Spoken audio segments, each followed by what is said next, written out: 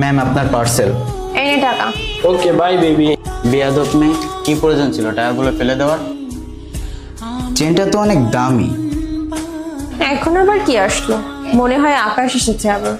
আপনি আপনি অফিস থেকে এত তাড়াতাড়ি কিভাবে চলে আসলেন? মাথা অনেক যন্ত্রণা করতেছিল, তাই ভাবলাম বাসায় গিয়ে একটু রেস্ট নিয়ে আসি। আরে এটা তো অনেক ভালো করেছেন। আসেন ঘরে আসেন একদিন আমার কাছে।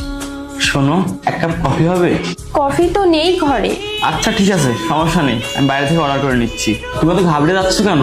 সারাদিন ঘরের কাজ করতে করতে একটু নার্ভাস লাগছে। ঠিক আছে যাও, তুমি একটু রেস্ট নাও। ঠিক আছে। এই নিন স্যার আপনার পার্সেল। Thank you. এই নাও তোমার টাকা নাও। আচ্ছা স্যার, এটা আপনার ঘর? হ্যাঁ, কি হয়েছে?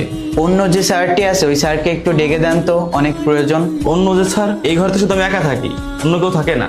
কি বলতেছেন স্যার? আমি কিছু সময় আগে আসছিলাম, একটা ম্যাডাম আর তার হাজবেন্ড ছিল। আমি বলতেছি না তোমাকে, এখানে আমি আর আমার ওয়াইফ ছাড়া অন্য কোনো স্যার থাকে না। স্যার এখানে ছিল একটা লোক, আপনি কারো কাছে অথবা আপনার ওয়াইফের কাছে জিজ্ঞাসা করুন। এক মিনিট দাঁড়া। প্রীতি, এই দেখুন স্যারের ওয়াইফ চলে এসেছে, একবার আপনার হাজবেন্ড